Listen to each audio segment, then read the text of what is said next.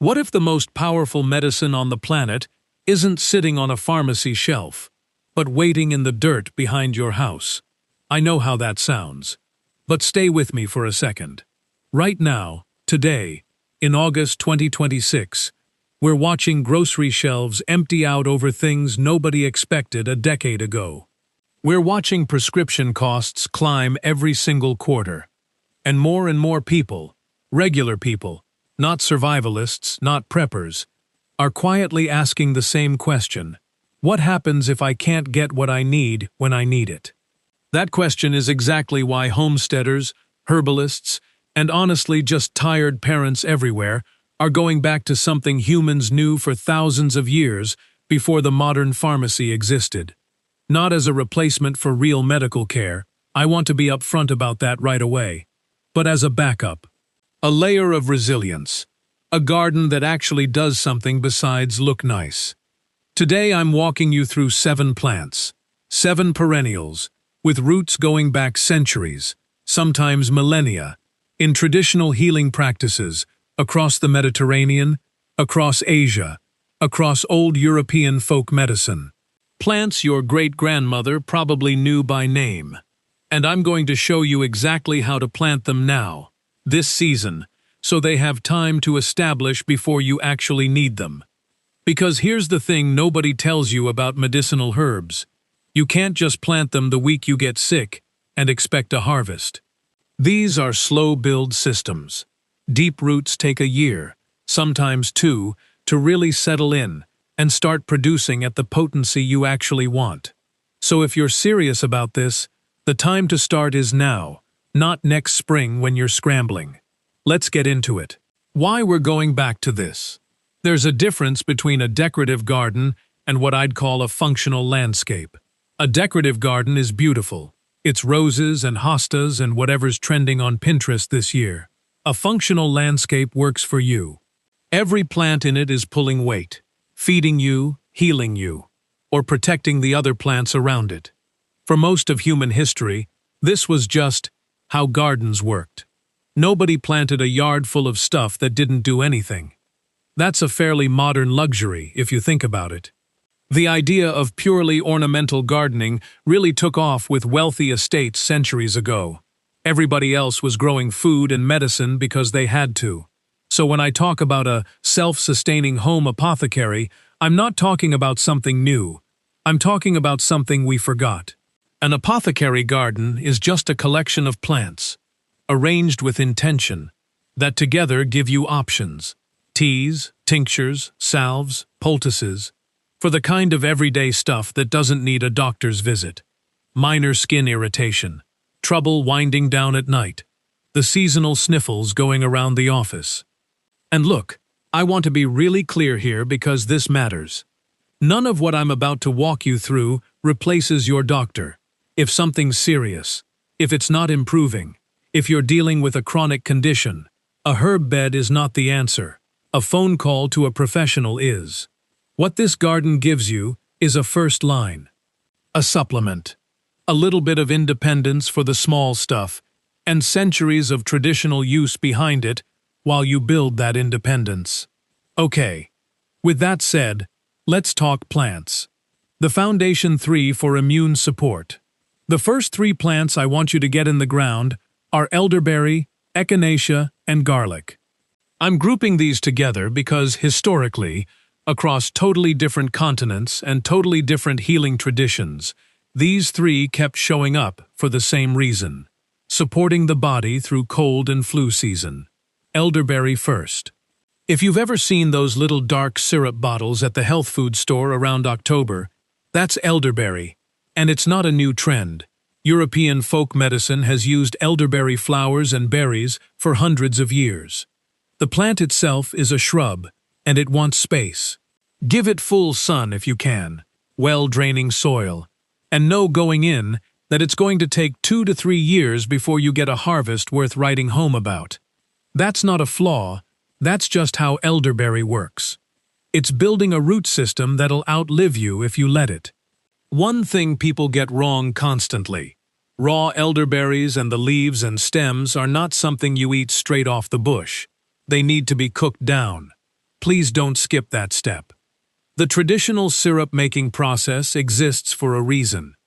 Echinacea is next, and this one's a prairie plant originally, native to parts of North America, used traditionally by indigenous peoples long before European settlers ever saw it. It's the coneflower. You've probably seen it in ornamental gardens without even realizing it had a medicinal history. What I like about Echinacea for a beginner apothecary is that it's genuinely low maintenance. It likes sun, it tolerates poor soil, and once it's established, it more or less takes care of itself. The root is traditionally the most potent part, but that means harvesting it means the plant's done. So most home growers wait until year 3, dig up a portion of an established patch, and let the rest keep growing. Garlic rounds out this trio, and I actually think it's the most underrated plant on this whole list.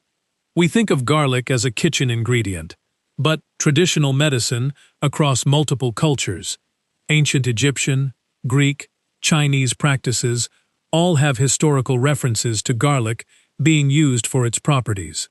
It's got a genuinely fascinating dual purpose in the garden, too.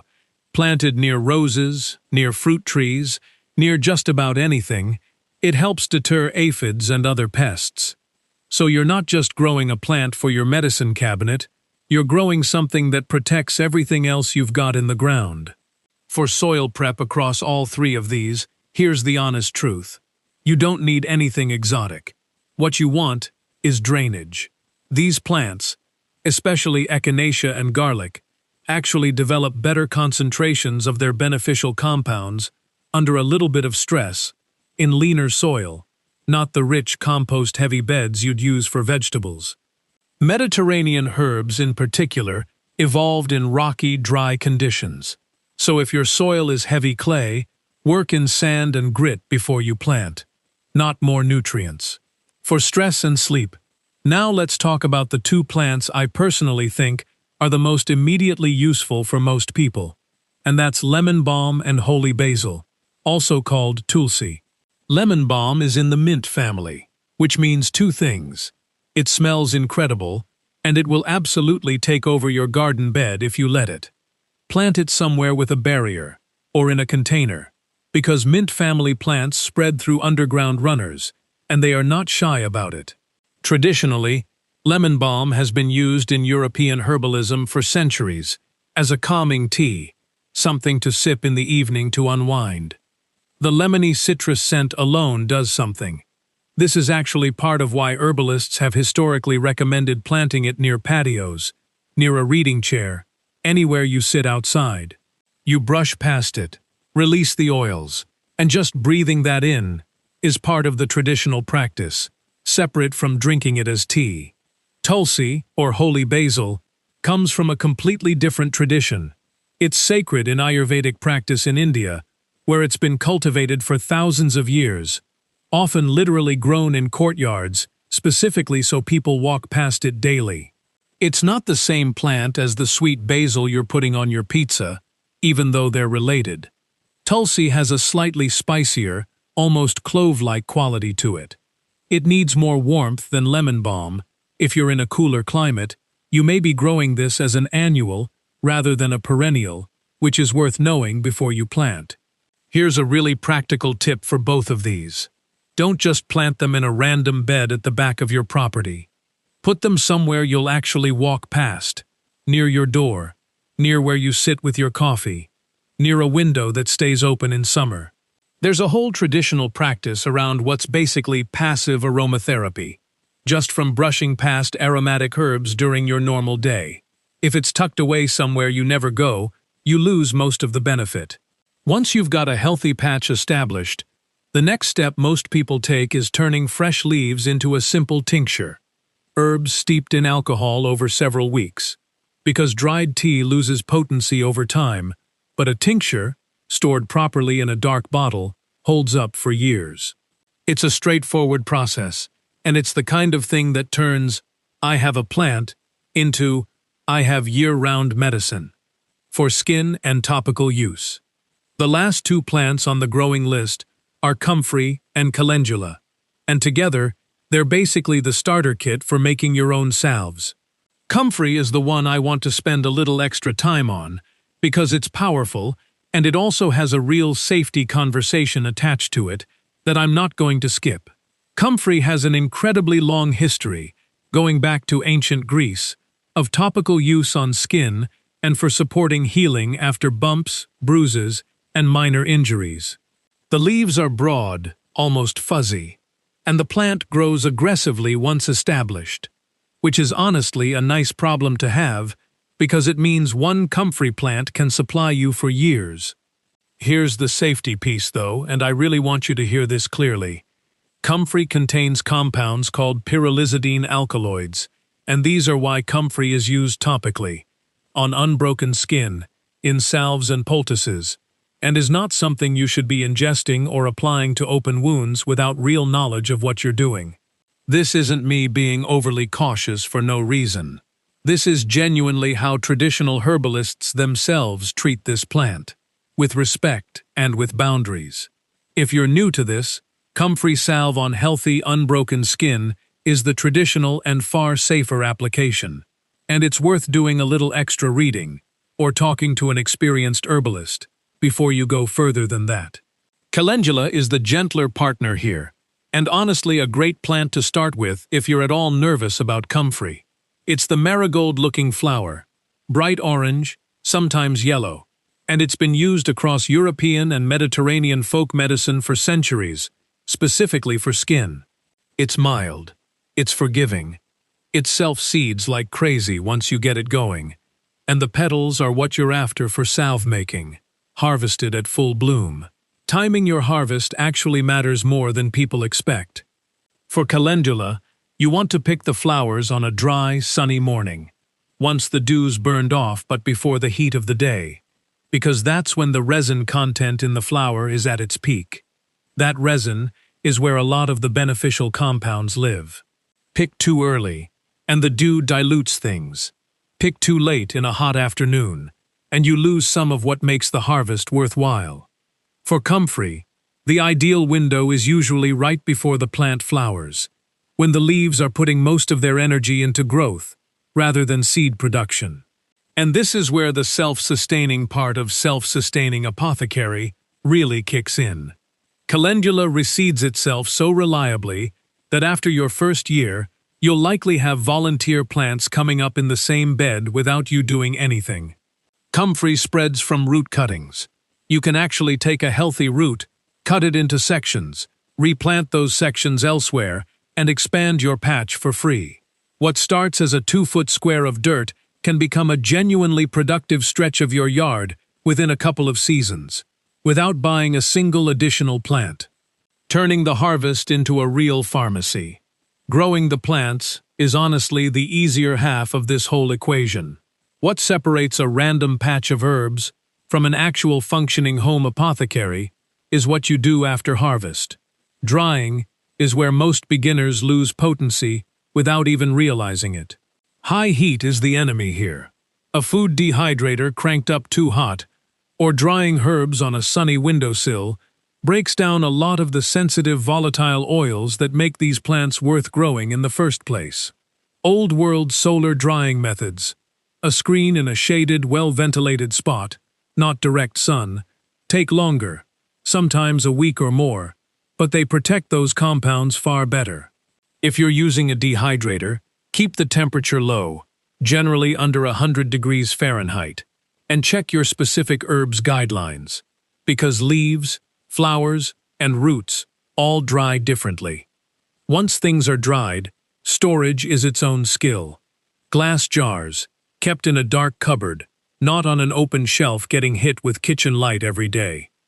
Label everything with the date you harvested it, and this is where that old apothecary trick comes in. First in, first out.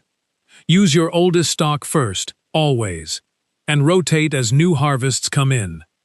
A home apothecary that's just jars piling up with no system isn't actually useful in the moment you need it.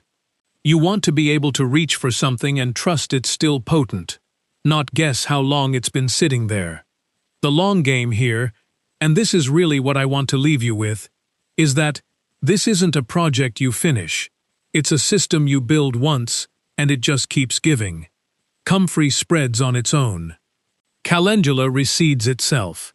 Echinacea and elderberry get more productive every single year they're established, not less. You're not maintaining a garden the way you'd maintain a lawn. You're stewarding something that, 5 years from now, 10 years from now, is still quietly doing its job with a fraction of the effort it took to start. So if you've been sitting on the idea of doing this, stop sitting on it.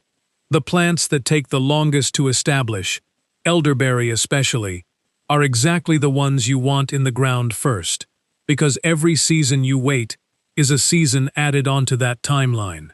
Start with even one bed, one corner of the yard. Garlic and calendula if you want something forgiving and fast. Elderberry and echinacea if you're playing the long game. Either way, you're doing something people did for thousands of years before any of us were around. Building a little bit of security into your own backyard, one root system at a time.